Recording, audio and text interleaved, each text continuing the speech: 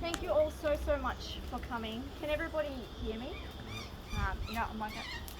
You guys are all adequately socially distanced currently. Okay. Thank you for coming to celebrate Mum today. This is not meant to be a particularly sad occasion. I'm going to do my best not to lose it, but that might happen. As I explained before, I've asked each of you to think of a memory, and we've just come together to share those memories as a way to remember and celebrate and honour Mum, and also as a way for each of us to say goodbye to Mum.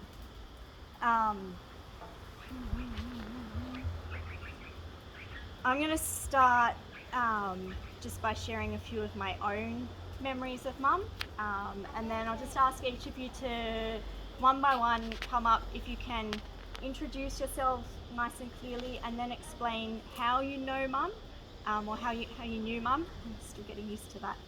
And then once you've done that, and once you've shared the memory that you've written down, you place the memory card into the basket and place your flower into the vase so that we can look at the flowers over the next few days.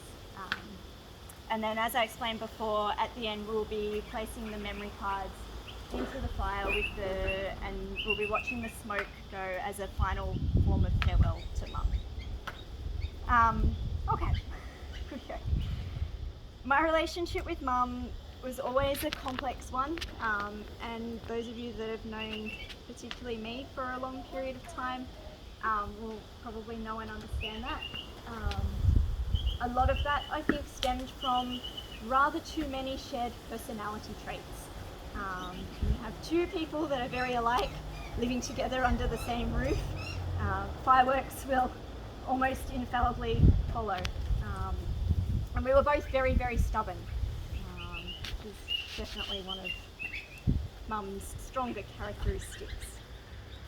But in her own way, Mum gave her absolute all to me and Carrie when we were growing up.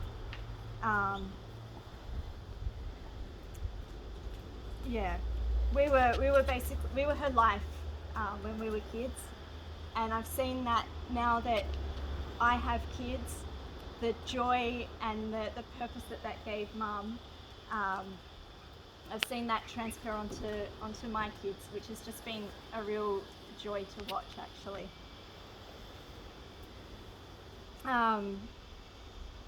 I'm going to talk about that a little bit because I'm finding that's a bit easier to talk about than my own relationship with Mum. She, right from day one, from the day that Sam was born, when she first had a grandchild to hold, she had a very special bond with Sam. She'd come and visit every week on a Friday. Fridays were her day off, so she would work 5 days a week, so she worked on a Saturday as well, and sometimes on a Sunday, and just sometimes on a Sunday. But on a Friday she would come and visit and look after Sam every week. And she'd always come with stuff, which used to drive me nuts. Every week she'd come with a new toy or a new piece of clothing, or sometimes several. So when she hadn't given her day off up, when she was during the week, she'd go shopping for him, or she'd think about a new activity that they could do together, or an outing they could go on together. And the amount of care and love that she showed through that was just incredible. And then of course Nesia came along, and Mum had a little girl. There was a little girl, so there were pink things, lots and lots of pink things. And then there was Ellie, and Ellie little bugger. She didn't bust out a mummy until several months after she'd been running around saying Nanma, Nanma. So there was Ellie definitely had a very special place for Mum. And Mum deserved it. This year, as I think almost all of you would know, Mum had been living with us here for most of the year. Initially she came up just to sort of get through the thick of COVID. She took some leave from work, and then she was enjoying it. So it was just to help us with the kids while Julian and I were trying to work from home with 3 kids under 5 running around the house at the same time. But she was enjoying it, so the leave got extended, and then it got extended again. And then there was the little, oh, I wish I could retire. And we talked about it, and she was enjoying her time so much, and she was enjoying this chapter and having so much joy that she decided to retire. And it just breaks my heart that she misses out on this next chapter, because she did retire, but only 2 weeks before she passed away.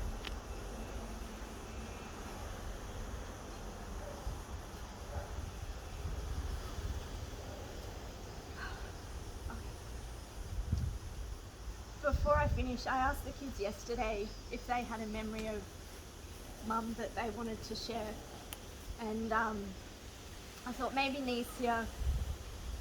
Mum always used to sit in a chair looking out over the water, and she used to do her nails. She had a little nail kit. She'd file her nails and rub special cream in, and that was her special Nesia activity. I thought maybe Nesia might like to share that that was something she did with Grandma. And with Sam, I suggested maybe colouring in. Sam and Mum had the same colouring in book that they would both sit down and open to the same page and then do it together. And these are all activities that she thought of, that she knew that they'd enjoy. And Sam said he didn't want to share an activity, but he took my hand and he said in a little soft voice, I wish I could thank her for my Christmas presents. Which was just beautiful. So, on that note, I'm going to place my card in the basket and my flower.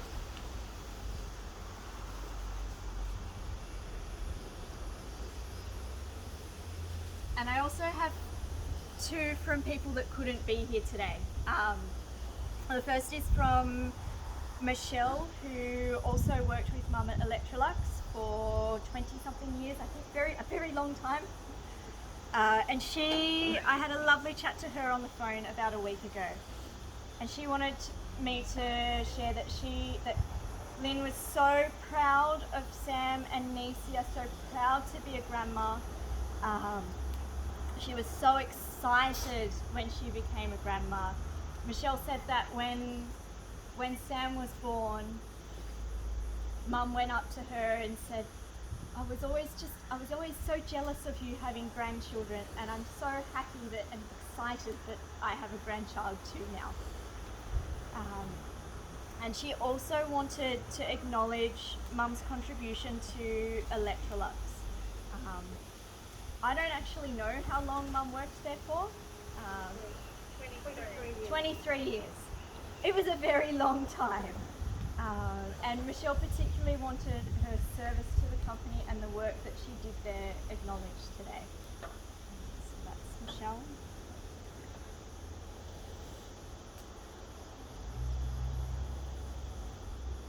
And I also have a short note for Mum from Mary Patterson and her family. Mary was a friend of Mum's in Adelaide, and they both moved to Sydney at separate times and then reconnected here as well. And she writes, Dear Lynn, death may have taken you away from us, but it can never take away our memories. You will always be in our heart, in your own special place. Rest in peace, my friend. Mary, Steve, Laura, and Sam Patterson.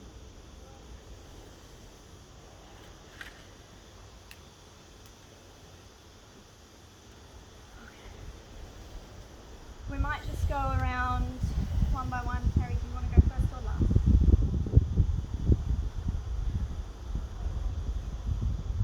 Yeah, okay. Kaylee, you're starting. All right. And we're going to go around this way. Do I have to sit here? Yes. Yeah.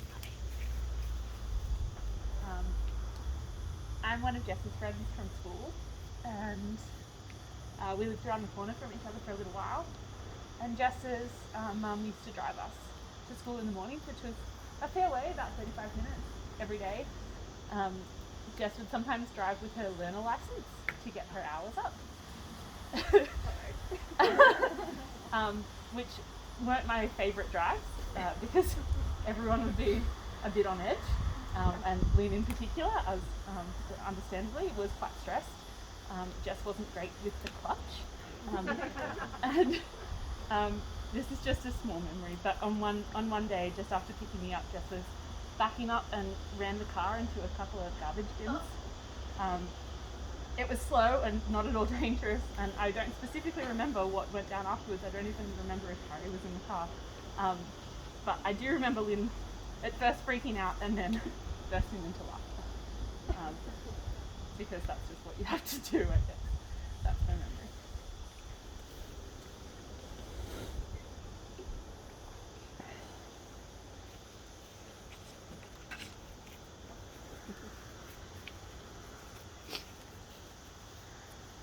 So I'm Kat. I've known Jess since the beginning of high school, and so just Friday afternoons. So during high school, when Jess and I went to youth group, I remember the times when Mrs. Coulter, and she's always going to be Mrs. Coulter, she would tolerate Jess playing the same song on a cassette over and over and over and over again on our way home.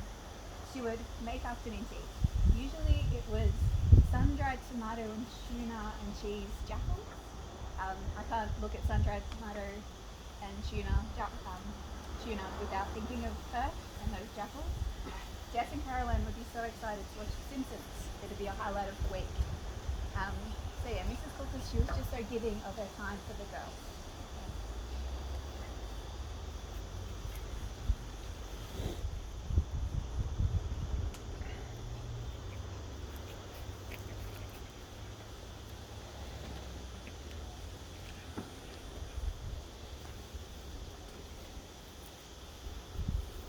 I'm Julie and I'm Kat's mum.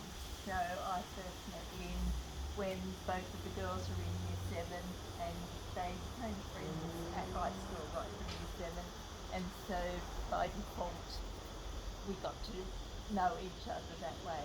So when I was asked for a memory, I tried to think of, because we used to do lunches and brunches in the city when the girls moved out of home, but I tried to think back further so that I could think of a really early memory of Lynn.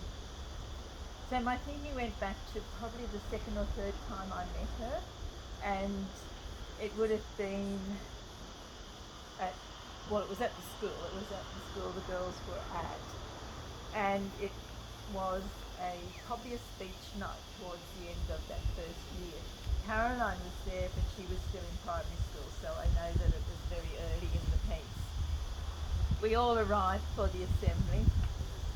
The two girls were marshalled off to some place in school uniform where they had to sit with the rest of the group. And that sort of left me standing there wondering which way was up. And then Lynn came and she was there and started chatting to me because I had seen her before. And then as we moved off into the chapel, she said, well, come and sit with us. And so as we moved in, found some seats, but I was on the other side of the aisle sitting still by myself, and she sort of said, well, this is no good. So she then started to move around so that I could actually sit next to her. I feel it was quite a simple thing, but because I was still new to the whole of the area of the school, everything that was going on, that feeling gave me a feeling of friendship towards her, and so just a simple act of saying, come here, come and sit here, made me feel quite embraced and as though something there was special. So, yeah, that was my memory.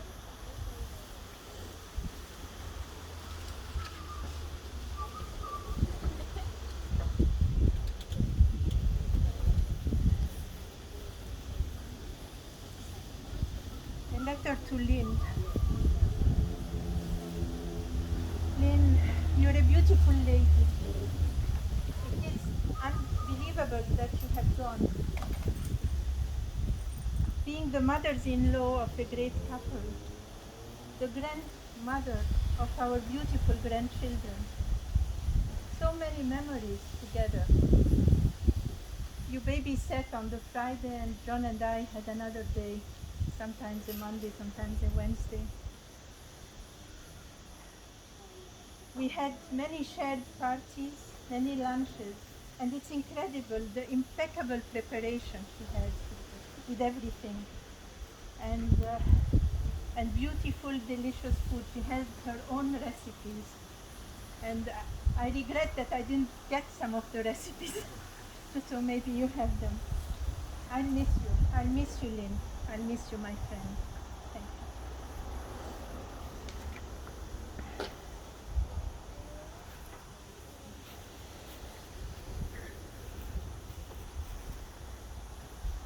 I'm John, Magda's husband, Julian's dad, and Sam and Alicia, Ellie's grandfather.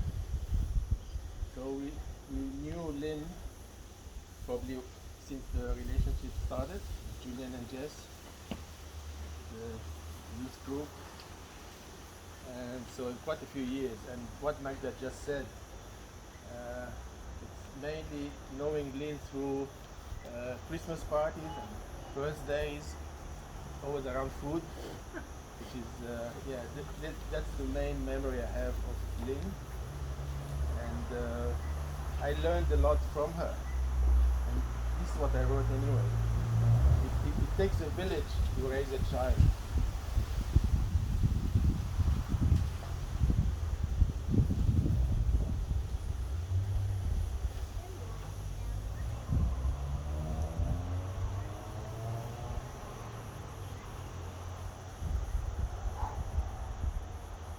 And Lynn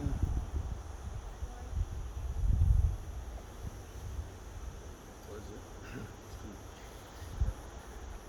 I'm supposed to help you. Lynn was a very important part of that village. Watching Sam, Nisia, and Ellie learn new words, names of birds, insects, and flowers, I knew that Grandma has been busy teaching and reading books to them and buying books to them. What I learned from her will last a lifetime. Thanks, Lynn. I learned heaps from you too.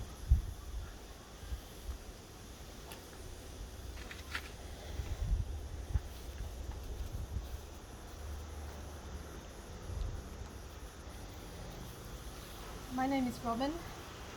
I'm sorry I prepared something in advance because I didn't think I could do it today.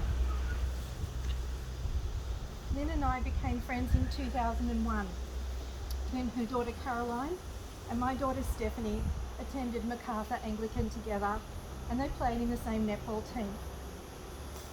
Lynn and I discovered that we shared a number of interests and a strong friendship developed. In particular, we shared a love of gardening, markets, house renovations, scrapbooking, craft fairs, and garage sales. We spent many weekends at garden centres, home and garden events, and attending scrapbooking classes and weekends.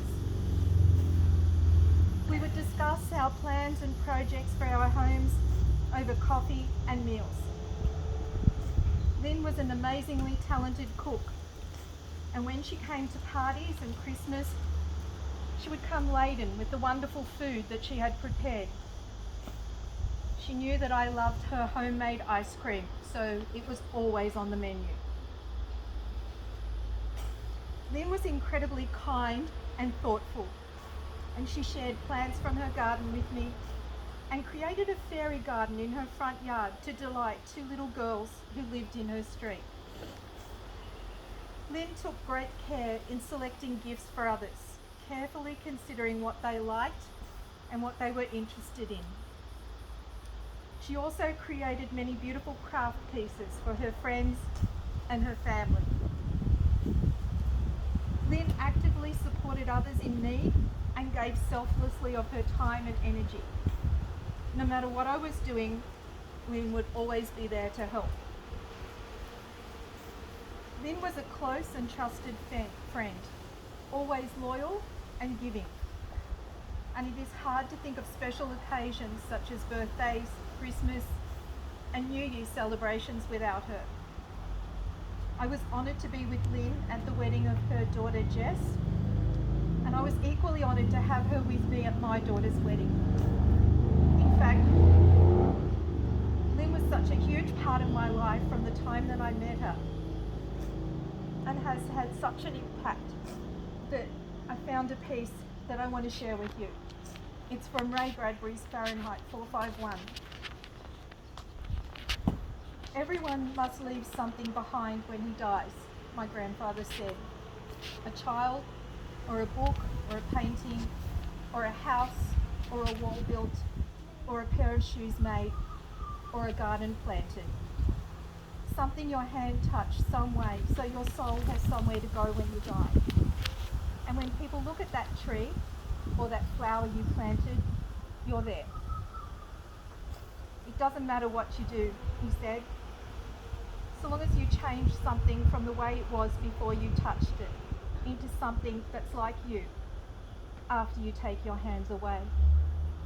When I look around my garden, I see Lynn everywhere.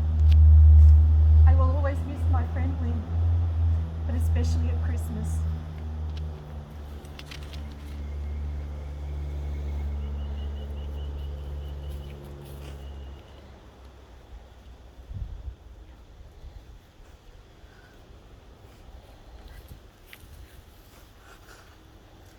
My name's Steph. This is my husband Reese. I met Lynn going to school with Caroline, and two of the only girls growing up with just our mums. We bonded pretty quickly, and we had a lot in common. Caroline and I played netball together, and Mum and Lynn would be at every game to watch together, and they became very close friends. Over the years, we became more like family, after often spending Christmases together. When I was really sick in hospital, Lynn was always there to cheer us up. She would bring me puzzle books, and she taught me to crochet granny squares. She was a wonderful friend to me, my mum, and also my nan. Lynn was a big part of our lives, and she had such a generous, giving spirit, and we will miss her always.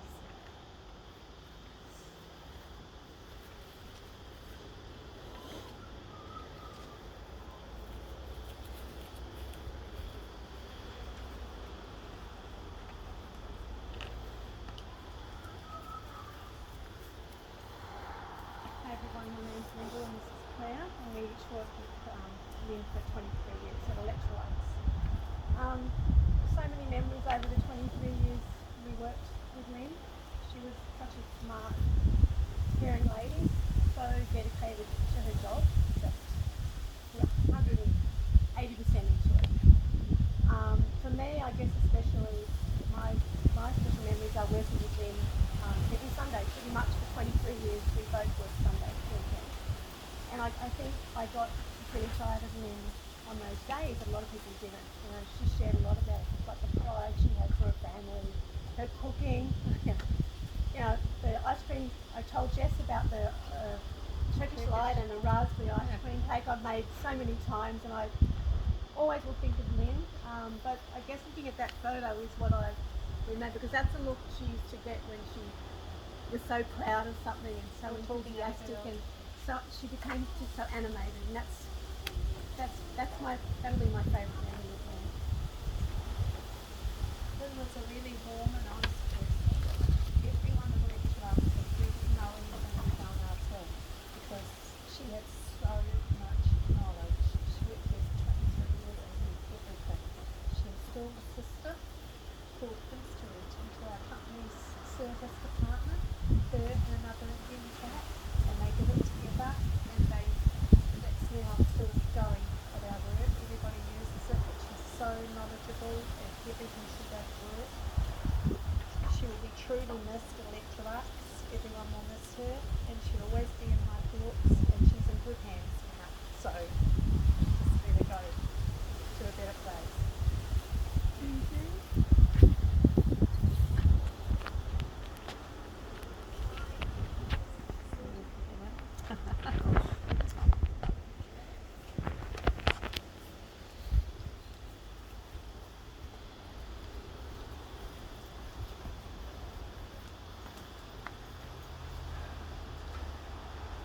I'm Julian, Jess's husband and Lynn's grandson.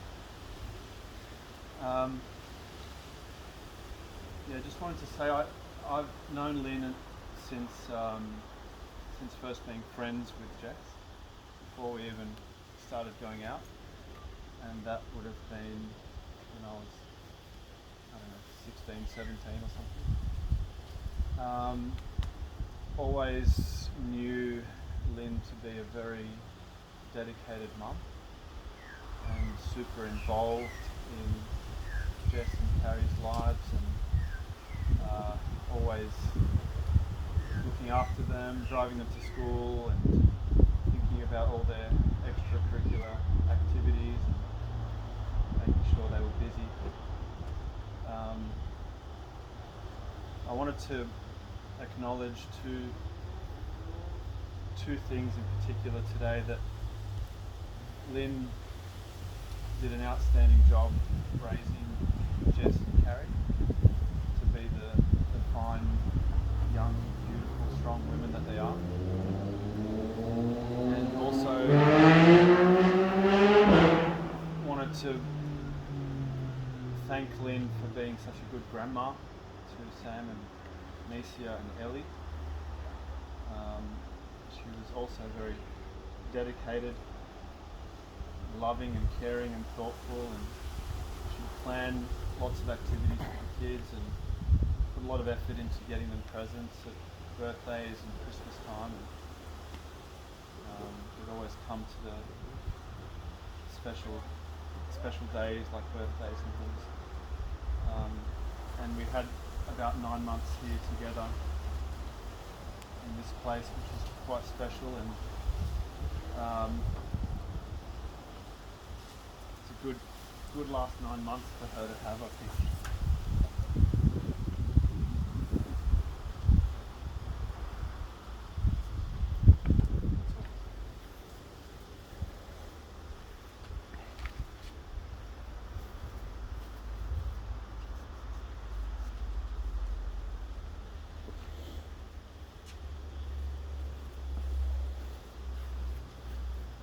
Hi, my name is Ed.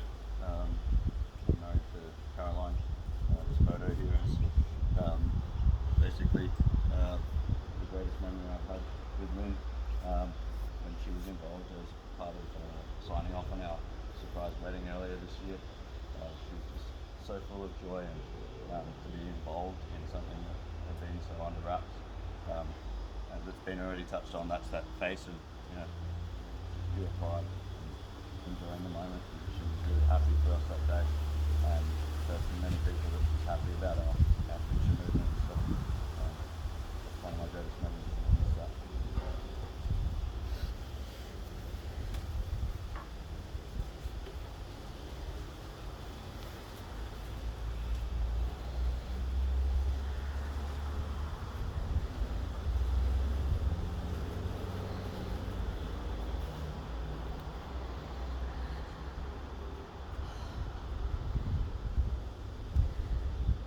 Mum, for over 30 years, you shared your world with me.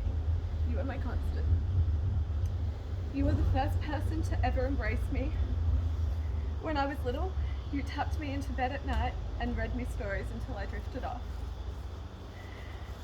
You were always there to foster my growth with homemade snacks ready in the car for the school pickups. You were always at my netball games and waited for me while I was in art class or tutoring. You took the time to teach me how to sew and how to cook. Through the years, you taught me strength and how to be independent, and for that I thank you. It is true, there may have been times that I screamed and a lot of crying, but you would always brush my tangled hair and cross your hearts on my secrets, and for that we are forever entwined. In the immortal words of A.A. Milne, how lucky I am to have something that makes saying goodbye so hard. Love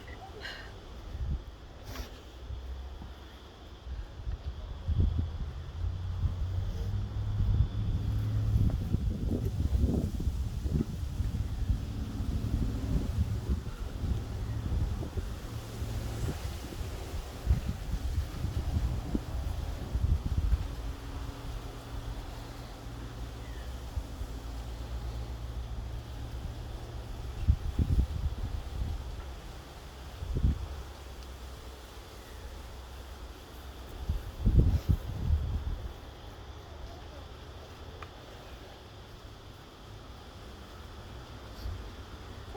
so much. It's been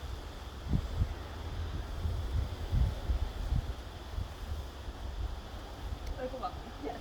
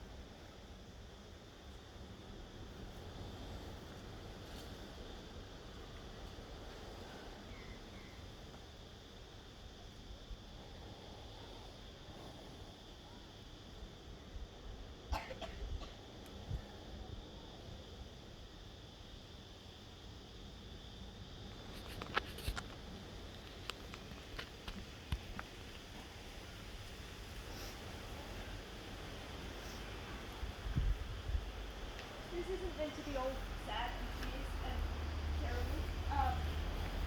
We would really love for you all to stay a little while. We've got loads and loads of food. And it'd be lovely to just chat and hang out for a little while. We understand if you don't really want to as well, that's okay. But we might bring some morning tea out. Or is it a bit hot? Too hot for some? Fine? Okay. So we might bring the morning tea out. Appropriately socially distanced.